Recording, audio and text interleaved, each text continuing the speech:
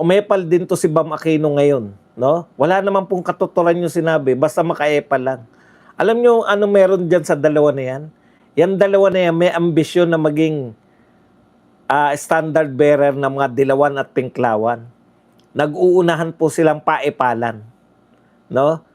Pero hindi na kukuha ni Rizal Ontiveros, kada buka mo ng bibig, ang nakikinabang si BP Sara. Yung kampo ni BP Sara ang nakikinabang. Akala niya kasi tatanungin niya. Tapos mapapalabas niya yung mga abogado na papabor sa kanya. Hindi mo kaya yan. Hindi abot ng pag-iisip mo yung kakayanan ng mga abogado. Bawat abogadong nariyan. Mapa-prosecution, mapa-depensa, pare-parehong dikampanilya. Kita nyo kung paano sila magsamantala. O, anuhin muna natin, ha? Tukuyin muna natin yung mga pagkakamali, yung mga banat nila. Halimbawa po to is si Adjong. Sabi niya kahapon to, ha, yung object ng object yung mga abogado ni BP Sara. Object ng object si Narbasa, Attorney Narbasa. Sabi ni Adjong, nakita na natin kung anong strategy ng defense is actually to mute the evidence or to do anything that they can technically not allow the court to appreciate the evidence. Kasi sa objection ng objection. O ngayon, yung ano mo naman, ito po ang sagot sa kanya kahapon ni Attorney Powa. Hindi po strategy yun. It's really something that lawyers do every day in court. Kasi under the rules, there are questions that are objectionable and there are questions that are allowed. So normal po yung pag-object ng pag-object. Hindi po kasi kahapon nagkwenta yan. Panalo na kami. Bakit? Ang dami raw objection pero pumabor sa kanila si Chis Escudero. Ngayon, kayo naman yung nag-object. Sana na-realize nitong mga congressman na hindi abogado na ganyan po talaga sa korte. Object ka ng object hanggang tinatanggap ng judge yung objection mo. Hanggat hindi ka pinapagalitan. O, di ba? Sa tindi nga na objection ni anong pangalan? Ligutan? Teka lang, ano yun lang natin. I-comment nyo na nga para mabilis. Ligutan, no? Sa tindi nga ng objection ni Ligutan, Hindi pa nagtatanong si Narbasa, naka-object na siya. At normal lang po yan. Hindi po dapat nakakabigla. Okay, yung isa pa. Si Bam Aquino. Tignan niyo po yung sinabi ni Bam Aquino.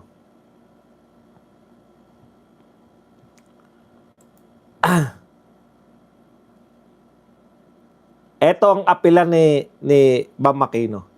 Nananawagan siya sa prosecution at depensa na maging diretso sa punto upang hindi masayang ang oras ng korte.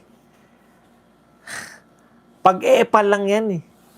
Yan po ang problema ng mga hindi pa nakarating na mga korte, hindi pa nakakita ng mga actual na digmaan sa korte. Pwede bang maging straight to the point? Anong gusto mo sabihin, Bam Aquino? Yung prosecution, direct to the point na?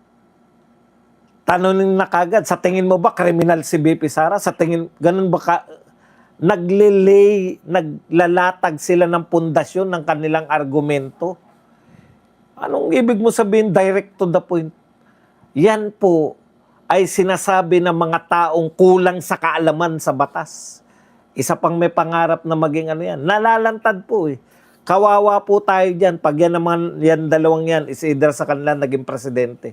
Ganyan po kabugak yan. Anong ibig mo sabihin na pumayag kayo sa kahilingan nila na 8 buwan kayong magta-trial.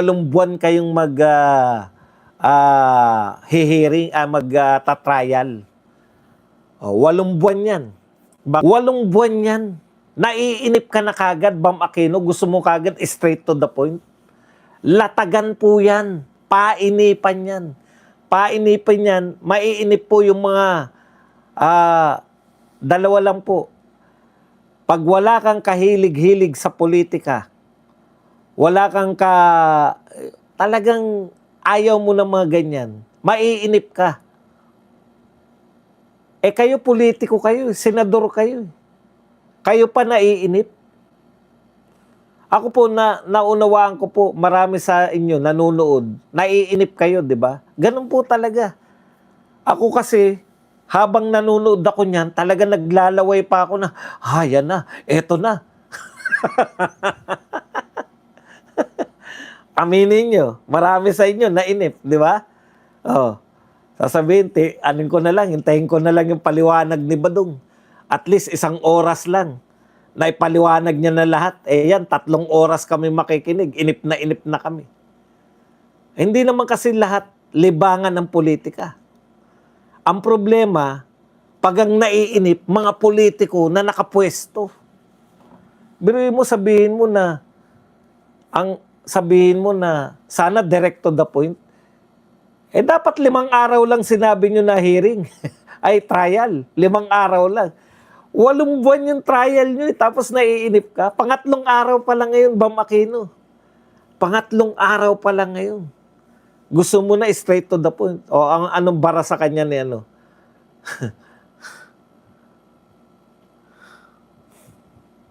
Di ba? Totoo naman eh. Kasi hindi naman talaga, kayo nga, mahilig na kayo sa politika, pero ang hilig nyo kasi Duterte. Gusto nyo kagad highlight. Kaya narito ko. Para ibigay sa inyo, yung mga naganap, i-highlight na lang natin. Puwera na yung mga boring stuff. Di ba? Yun yung papel namin. Yun yung papel ko pala. Eh baka yung sa iba, mainip rin kayo. Dito kay Badong, siguro, natatalakay na natin ang lahat. Yan sinasabi ko sa inyo, kaya hindi kayo nagkamali. Yabang, biro lang po, hindi po ako nagyayabang. Pero ito po, totoo. 1,400 po tayo, 388 lang po nagla-likes. Mag-likes lang po kayo. Okay. Mag-likes lang.